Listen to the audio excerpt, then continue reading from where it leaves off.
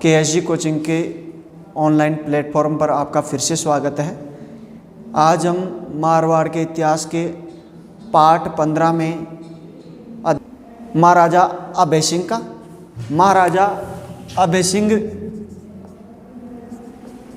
की बात की जाए तो इनके नाम से पहले राज राजेश्वरी लगा देते हैं, क्योंकि इन्होंने राज राजेश्वर की उपाधि मिली थी। तो राज राजेश्वर अभय सिंह, और राज राजेश्वर अभय सिंह का कार्यकाल रहा था 1724 से लेके और 1749। देखो, किसी भी राजा के बारे में हम 3 चीज़ों का अध्ययन करते हैं। एक उसका व्यक्तिगत जीवन, दूसरा उसका राजनीतिक योगदान और तीसरा उसका सांस्कृतिक। तो व्यक्तिगत जीवन के ऊपर देखते हैं। सबसे पहले इनके पिता का नाम क्या था? अभय सिंह। पिता का नाम क्या था? अभय सिंह, अजीत सिंह। इनके पिता का नाम था अजीत सिंह। और इनके छोटे भाई का नाम था बख्त सिंह। छोटे भाई का क्या नाम था? इनके जो छोटा भाई था उसका नाम था बख्त सिंह। इनके छोटे भाई बख्त सिंह ने अपने पिता अजीत सिंह की हत्या की थी। किसकी हत्या की थी? अजीत सिंह।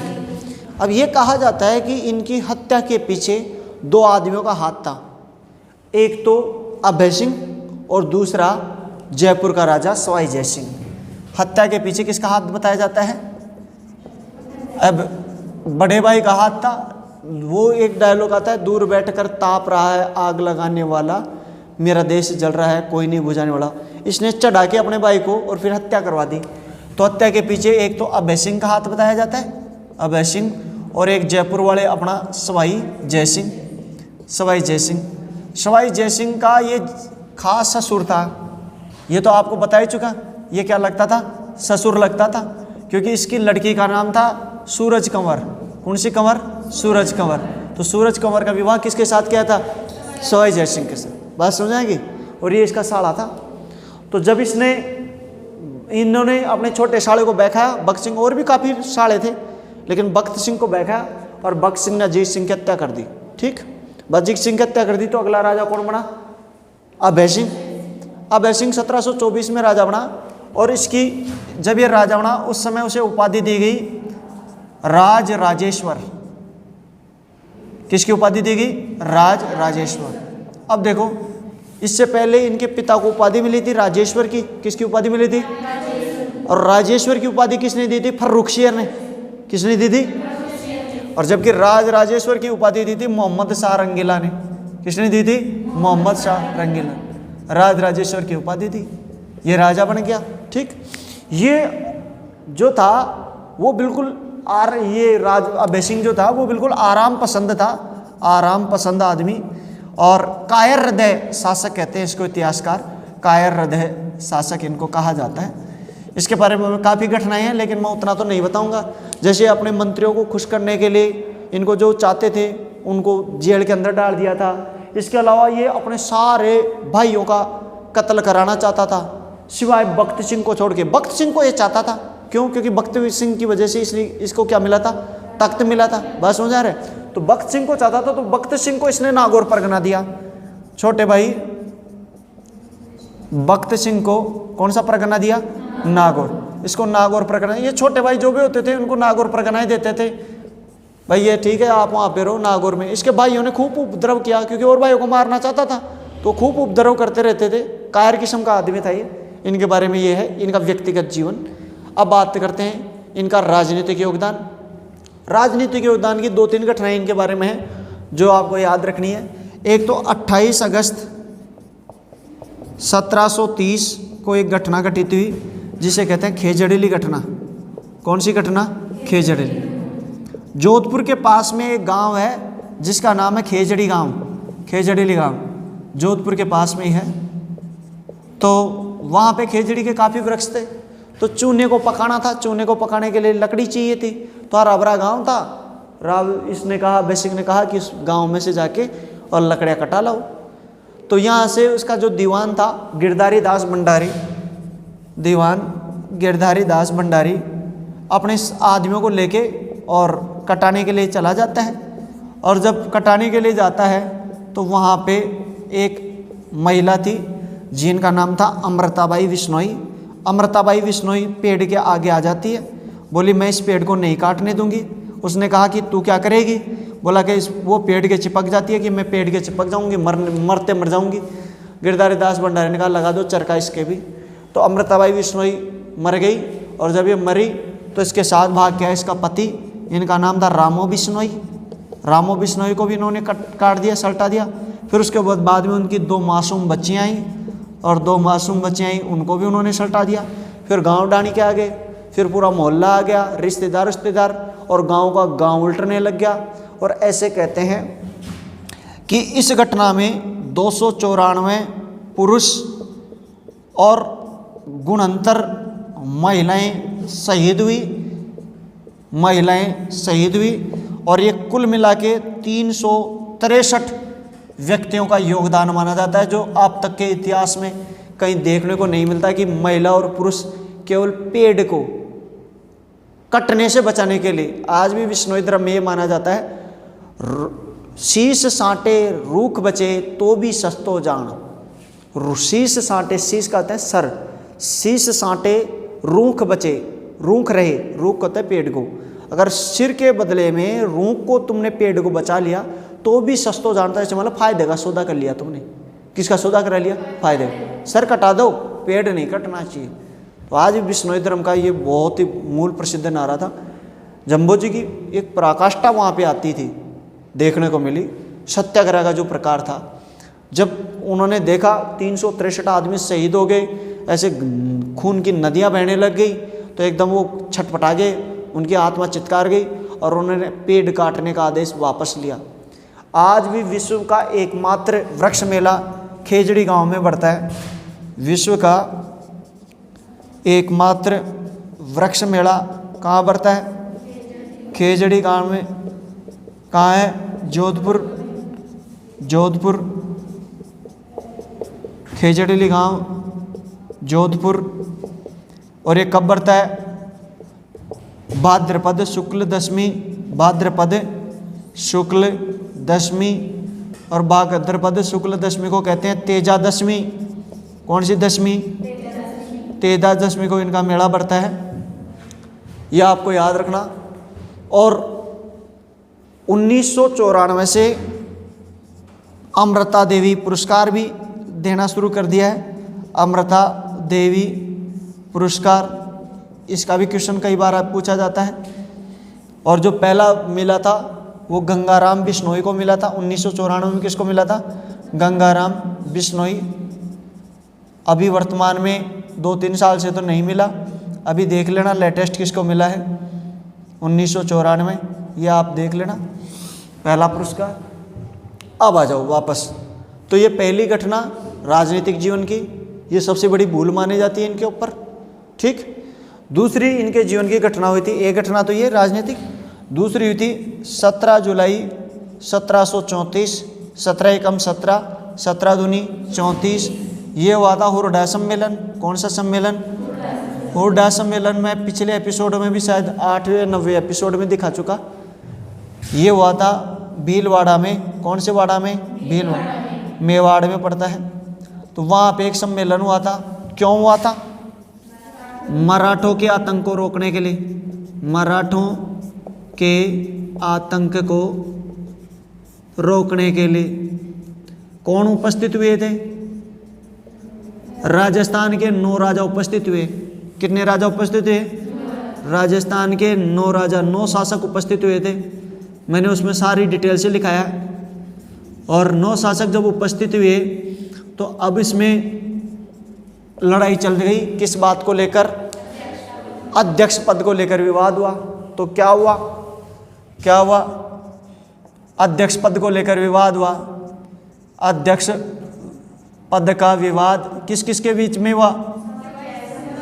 जयपुर के सवाई जयसिंह, जयपुर का राजा कौन था? सवाई जयसिंह वर्सेज इसका साड़ा, इसके साड़े का क्या नाम था? जोधपुर का अभय सिंह। जोधपुर का अभय सिंह तो सोतरा राजा अध्यक्ष मैं बनूंगा, और जबकि सवाई जयसिंह सोतरा अध्यक्ष मैं बनूंगा। दोनों के बीच लड़ाई हो जाती है, लेकिन वास्तव में अध्यक्ष कौन बना? अध्यक्षता की थी इसकी जगत सिंह ने, जगत सिंह सेकंड इसने इसकी अध्यक्षता के लिए। मेवाड़ महाराणा ने इसकी अध्यक्षता की, ये याद रखना। तो ये दोनों ही बीच में छोड़ के आ जाते हैं। और फिर बीकानेर का जोरावर सिंह, ये जो छोटे मोटे शासक थे, इनकी तो कोई ज़्यादा थी नहीं, तो जब ये छोड़ के आ जाते हैं तो ये सफल भी क्या हो जाता है, ये सम्मेलन भी क्या हो जाता है, असफल हो जाता है। तो ये याद रखना, मेवाड़ के महाराणा जगत सिंह सेकंड ने इसकी अध्यक्षता की थी। और महाराणा जगत सिंह सेकंड के बारे में एक बात और याद रखना, वहीं पे लिखना पार्ट 8 में, जहाँ मैंने मेवाड़ महाराणा कराया था। इसने अजमेर दरगाह को 4 गांव दान दिए थे। कितने गांव दान दिए थे? 4। अब बताओ अकबर ने कितने गांव दिए थे? 18। सॉरी, अकबर ने 18 गांव दान दिए थे और उन्होंने 4 गांव दान दिए थे। दरगाह, अजमेर दरगाह को 4 गांव दान देने वाला शासक। ठीक है, इसके ऊपर ये क्वेश्चन पूछा भी जा चुका है, इसके बारे में ये याद रखना। तो दूसरी घटना ये कि वो इसके बारे में घटी, तो इसके बारे में मैं पूरा डिटेल से पहले बता चुका, 9 शासकों के नाम भी लिखा चुका, आप वहाँ से राइट कर लेना। तीसरी घटना देखो, इसके जीवन की जो सबसे महत्वपूर्ण मानी जा सकती है, इन्होंने एक युद्ध लड़ा था 1741 में, और 1741 में युद्ध लड़ा था गंगवाना का युद्ध। और गंगवाना का जो युद्ध लड़ा था, तो अहमदाबाद का था सर बुलंद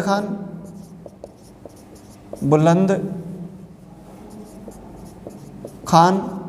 इनके वर्सेज तुम्हारे मारवाड़ का अभय सिंह। इन दोनों के बीच ये युद्ध लड़ा जाता है, और ये पहला युद्ध था जिसमें इस कायर आदमी ने कुछ साहसिक कार्य किए, वीर साहसिक जिनके बारे में कुछ कहा जा सकता है, और उसमें मारवाड़ विजय रहा। कौन जीता? मारवाड़ विजय रहा। और इसके बारे में एक इतिहासकार रहा है जिसका नाम है वीरभान रत्नू। कौन सा रत्नू? वीरभान रत्नू। तो वीरभान रत्नू की पुस्तक है राजरूपक में इसका आंखों देखा वर्णन है। तो ये मैं इतिहासकारों का भी एक साथ ही लिख देता हूँ, इतिहासकारों का। अब इसका ये सांस्कृतिक, ये दोनों योगदान हो गए, तो अब इतिहासकारों के बारे में देख लेते हैं। ठीक है, तो एक तो इनका जो राज दरबारी था, उनका नाम था वीरभान रत्नू, और वीरभान रत्नू की पुस्तक थी राजरूपक। और राजरूपक में इस युद्ध का मतलब ऐसे प्रश्न पूछा था, किस पुस्तक में अहमदाबाद के सर बुलंद खान और अभय सिंह के मध्य हुए युद्ध का आंखों देखा वर्णन है। इस युद्ध का आंखों देखा लाइव टेलीकास्ट, यानी ये वहां पे उपस्थित था, आंखों देखा विवरण। ठीक, आंखों देखा विवरण इसमें है वीरभान रत्नू। अच्छा, इसके अलावा इनके दरबार में और भी काफ़ी दरबारी हुए हैं, जैसे पृथ्वीराज। और पृथ्वीराज ने ग्रंथ लिखा था अभय विलास। कौन सा विलास? अभय विलास। अच्छा, मैंने एक पुस्तक बताई थी अजित्योदय, बताओ किसने लिखी थी? भट्ट जगजीवन। Very good. तो वैसे ही अजित्योदय की जगह तीसरी पुस्तक लिखो अभ्योदय। ये भी संस्कृत का ही है, और ये भट्ट जगजीवन ने लिखी थी, भट्ट जगजीवन। और जब आप अमर सिंह वो पढ़ रहे थे, इसको क्या कहते हैं, अजीत सिंह, तो मैंने एक पुस्तक और लिखी थी अमर चंद्रिका।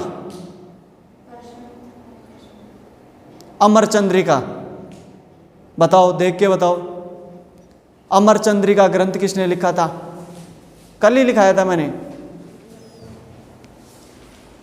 नहीं लिखाया क्या? क्या? नरहरिदास। वैसे ही बोल रही हो या तुमने पढ़ा है कहीं?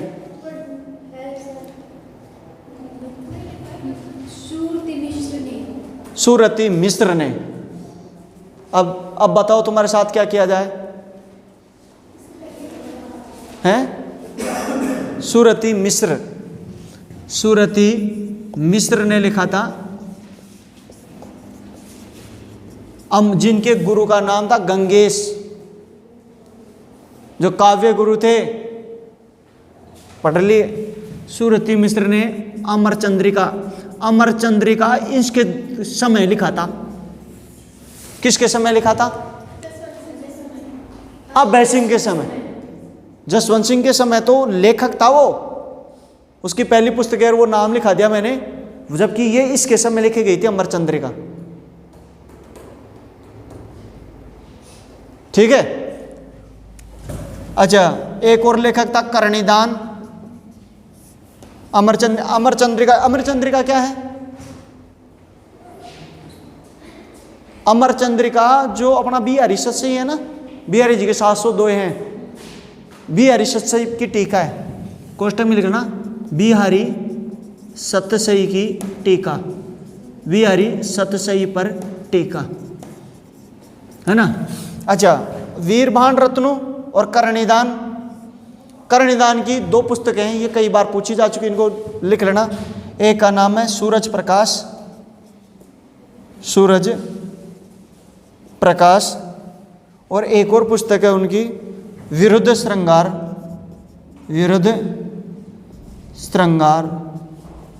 ये 2 प्रसिद्ध किताबें हैं और ये इनके राज दरबारी भी थे। करणीदान चारण कवि थे, ये दोनों को चारण कवि लिख लेना, चारण कवि। ठीक। ये संस्कृति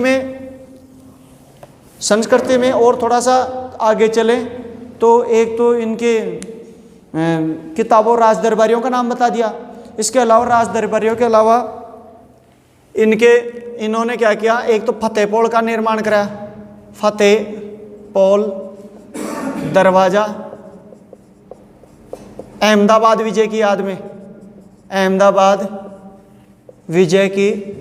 याद में। दूसरा अहमदाबाद फतेहपोल, ये मैंने बताया था, अहमदाबाद से युद्ध किया था इसने, एक ही युद्ध किया था जीवन में और कोई राख नहीं उड़ाई थी। ठीक है, तो इसकी याद में इसने फतेहपोल दरवाजे। और एक इसके पिता ने चालू किया था, पहाड़ को काटकर वीरों की मूर्ति वाले दालान, पहाड़ को काट के और उसके अंदर ही मूर्तियां बना रहा था, जैसे पाबू जी की बना दिया, गोगा जी की बना दिया, समझ में आ रहा है। तो वीरों की मूर्ति वाला दालान, तो इसको कंप्लीट इसने कराया था। चालू किसने किया था? अजीत सिंह ने। और पूरा किसने कराया था? अभय सिंह ने। तो पहाड़ को काटकर वीरों की मूर्तियों वाला दालान, वीरों की मूर्तियों वाला दालान को पूर्ण करवाया।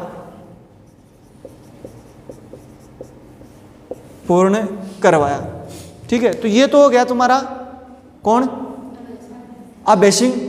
अब अभय सिंह के बाद में तो 2 छोटे शासक आएंगे, बिल्कुल 2 छोटे शासकों का केवल नाम ही लिखना जरूरी है, उसके बारे में जो चीज़ें हैं मैं यहीं पे बता देता हूँ। एक तो अभय सिंह के, चलो इसका एक स्क्रीनशॉट ले लो, मैं बाद में इसको ले लो स्क्रीनशॉट। अब देखो इसके बाद के 2 जो शासक हैं इसके नाम यहाँ पे लिख लो। एक का नाम था राम सिंह का जो कार्यकाल था वो 1749 से लेके और 51 तक था।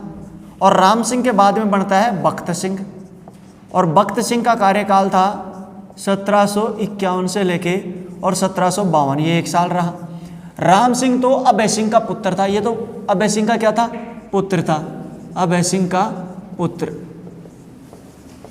और बिल्कुल अभिमानी, आलसी, स्वार्थपरायण, ये जितने भी अवगुण हैं वो इसी में थे। अभिमानी, आलसी, स्वार्थपरायण, ए दूरदर्शी जितना भी लिख सकते हो वो इसी के बारे में लिखा जाता है। अब ये इतिहासकार इसको ए दूरदर्शी क्यों बता रहे, देख रहे हो? इसने क्या किया, इसकी सेना राठौड़ रणवाहिनी सेना थी, उसने क्या किया, जुल्फिकार जंग की सेना को पानी पिला दिया। मतलब क्या था कि ये खुद लड़ाई करने के गया था। उस टाइम मोहम्मद शाह रंगीला का जो वो था कमांडर था, जुल्फिकार जंग था सेनापति दिल्ली का, तो इसके सामने लड़ाई के लिए आया। तो इसकी सेना ऐसे होते नहीं भाई इसको मारें। उसने कहा यार प्यास लग रही है, हमारे को पानी पिला दो, तो पानी अरे पिला दो यार, कोई बात नहीं। तो इसको इतिहासकारों ने दूरदर्शी बता दिया। अब उनको मारता तब तो दूरदर्शी होता, समझा क्या? तो ये भी बड़ा इंपॉर्टेंट है, इसको लिख लेना। जुल्फिकार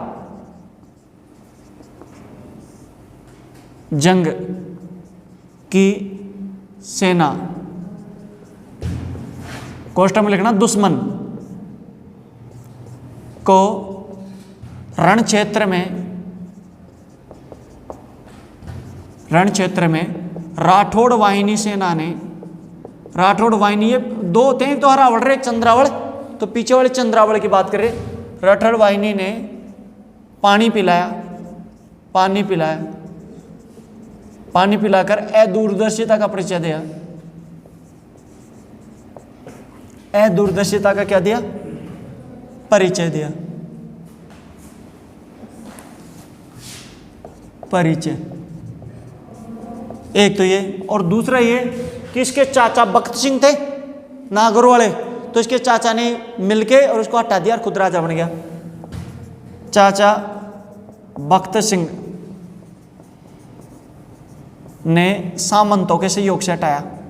किसके सहयोग से हटाया? सामंतों के सहयोग से हटाया। बोला कि जब मैं तो पितरंताई हूं और ये देखो ये सबसे बेकार आदमी है। हालांकि इनकी मृत्यु 1778 में हुई थी, लेकिन हटा पहले दिया था, फिर ये छोटी सी जागीर दे दी, वहीं पे जाके रहने लग गया, इसको ज़्यादा चाहिए नहीं था। अब राजा कौन बन गया? बख्त सिंह। तो बख्त सिंह के बारे में एक तो ये याद रखना, दूसरा पितरंता शासक, दूसरा पितरंता। बताओ पहला पितरंता शासक कौन था? राव मालदेव। कौन था? राव, याद रखना। दूसरा इसको नागौर परगना दिया था इसके भाई ने, जब ये राजा बना था। देखो भाई को नागौर परगना दिया, तो नागौर में इसने आब हवा महलों का निर्माण कराया। कौन से हवा महलों का? आब हवा महल। अच्छा ये जो है ना नागौर के जो महल हैं वो आगरा के महलों जितने सुंदर बताए जाते हैं, बहुत ही शानदार। और 1570 में नागौर दरबार भी यहीं पे लगा था अकबर का, यहीं पे नागौर के किले में लगा था। दो, तीसरा चीज इसके बारे में याद रखना, जब ये नागौर का राजा था तब इसने अजमेर भी जीत लिया था। ये बहुत शक्तिशाली आदमी था, बख्त सिंह क्रूर था, पिता कहते हैं। तो नागौर का शासक रहते हुए अजमेर जीता। अजमेर जीता था कब? नागौर शासक के कारण।